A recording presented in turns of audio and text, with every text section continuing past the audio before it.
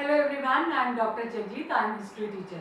आज हम BA 1 semester 1 इसका थर्ड चैप्टर डिस्कस करेंगे। थर्ड चैप्टर है वैदिक एज, वैदिक सिविलाइजेशन, वैदिक सभ्यता। इसको हम हिंदी में वैदिक सभ्यता कहते हैं। इसका जो दूसरा नाम पॉपुलर है दैट इज आर्यन सिविलाइजेशन, आर्य सभ्यता। तो ये वैदिक सभ्यता जो है ये 1920 तक भारत की सबसे प्राचीन सभ्यता मानी जाती थी। 1920 में जैसे ही हड़प्पा सभ्यता के अलग अलग सिटीज़ की जो खुदाई शुरू हुई तो उससे ये पता चला कि वैदिक सिविलाइजेशन जो है वो हमारी पुरानी सभ्यता नहीं है। उससे पहले भी भारत में एक सभ्यता जो है वो एग्जिस्ट करती थी, एक सिविलाइजेशन एग्जिस्ट करती थी। तो उसके बारे में हम पहले वीडियो में पढ़ चुके हैं। तो अब हम वैदिक सिविलाइजेशन के बारे में बात करेंगे। सबसे पहले तो इस सभ्यता का नाम, कि इसको वैदिक सिविलाइजेशन क्यों कहते हैं, इसको आर्य सभ्यता क्यों कहते हैं। ये जो सभ्यता है इसके दौरान भारत के जो सबसे प्राचीन बुक्स हैं, वेद हैं, वो लिखे गए।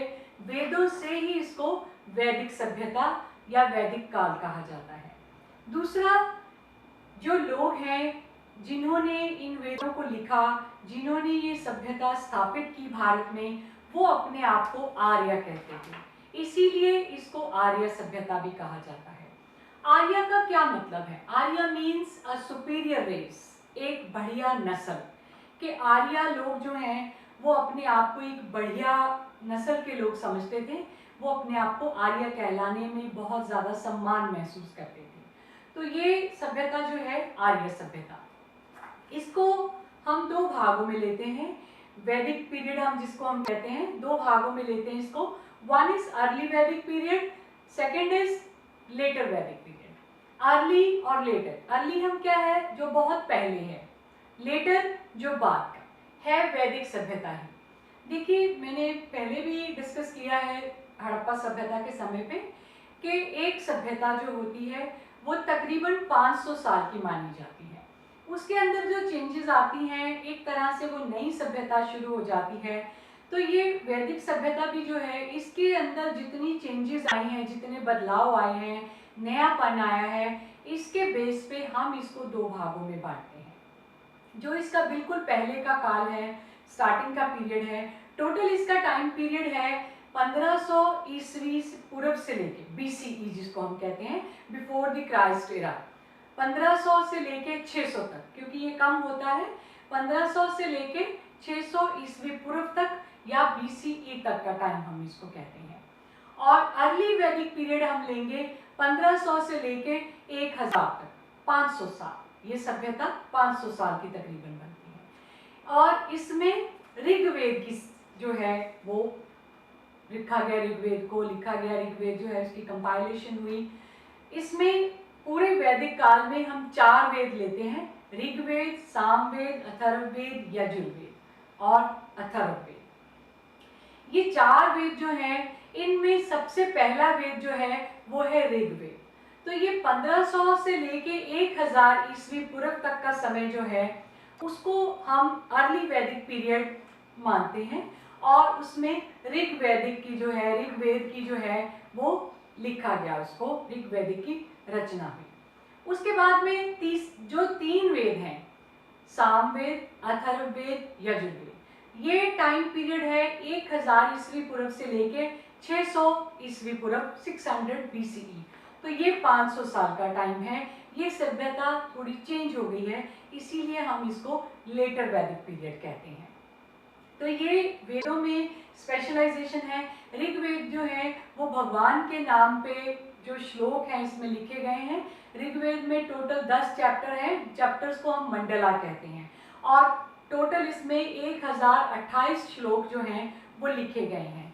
ऋग्वेद का पहला चैप्टर और आखिरी 10वां चैप्टर, उनको न्यू मंडलास कहते हैं, नए चैप्टर्स उनको कहते हैं। देखिए वैसे भी जब हम कोई किताब लिखते हैं, कोई बढ़िया राइटर कोई किताब लिखते हैं जनरली, तो वो किताब के जितने भी चैप्टर्स बनाते हैं, पहले इंट्रोडक्शन होता है, बाद में उसके अलग अलग चैप्टर्स होते हैं, लास्ट में कंक्लूजन होता है।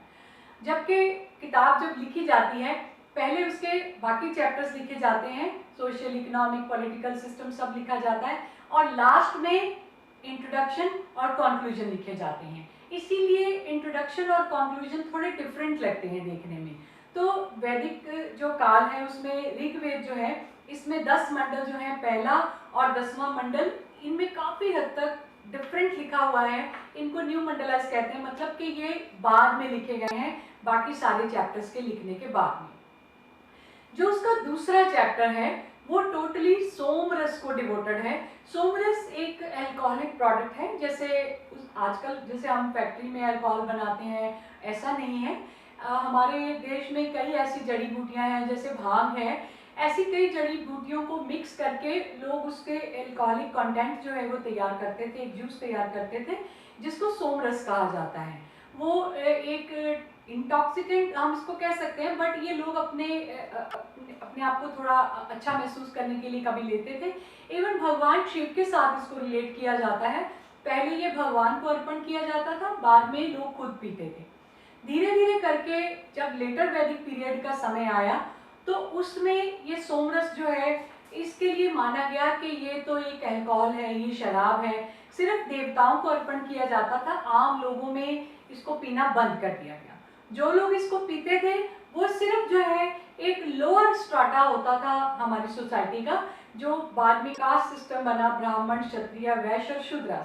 तो ज्यादातर शूद्र जाति के लोग जो हैं ये सोमरस का सेवन करते थे। तो सोमरस जो है इसकी वैल्यूज धीरे धीरे कम होती गई। ऋग्वेद के सेकंड चैप्टर में इसका पूरा वैल्यू है, बहुत ज़्यादा वैल्यूएबल है ये।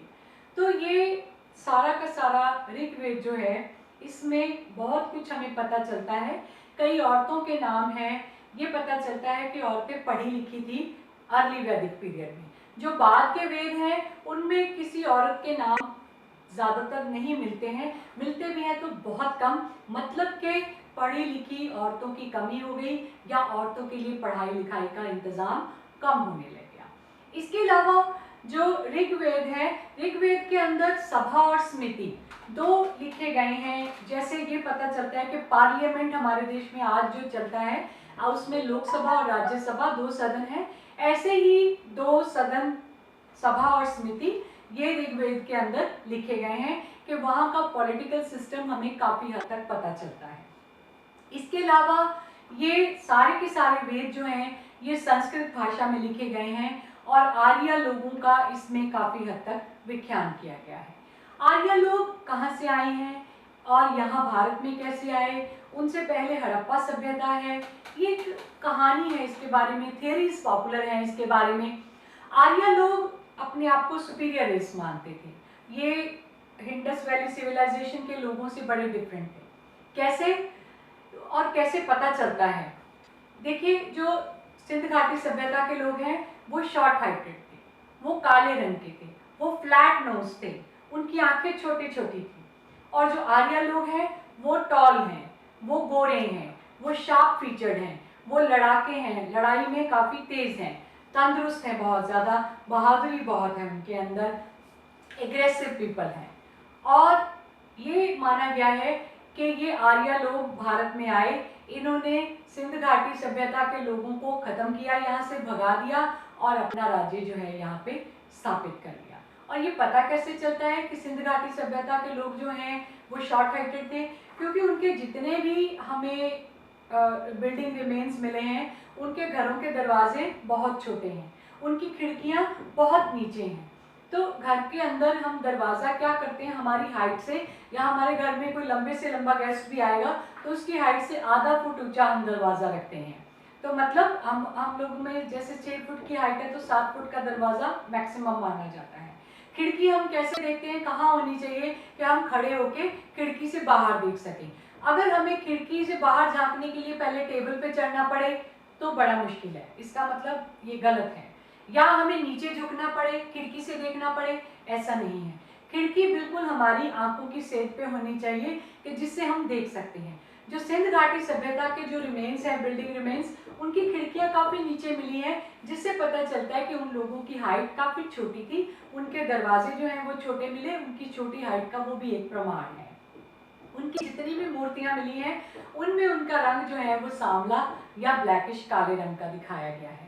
उनके फीचर्स फ्लैट नोज उनकी मूर्तियों के अंदर क्लियरली पता चलते हैं। शार्प आइड हैं, छोटी आंखें हैं, वो भी उनकी मूर्तियों में पता चलती हैं।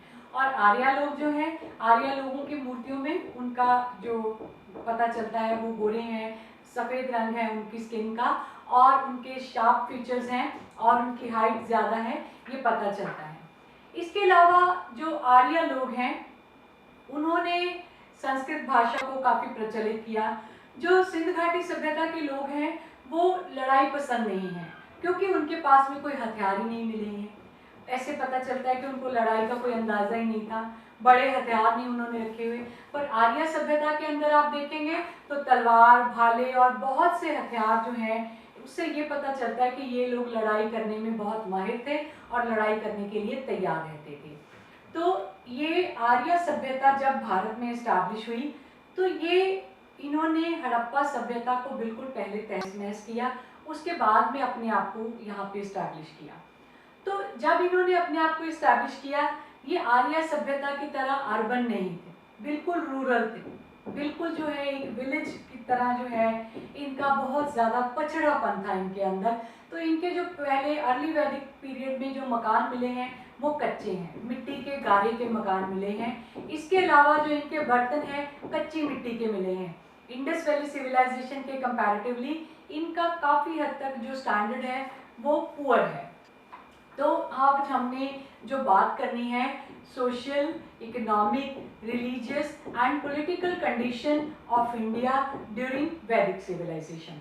हमने कंबाइंड बात करनी है कि अर्ली वैदिक और लेटर वैदिक सभ्यता के दौरान भारत के हालात, पॉलिटिकल, राजनीतिक, आर्थिक, सामाजिक हालात कैसे थे। तो सब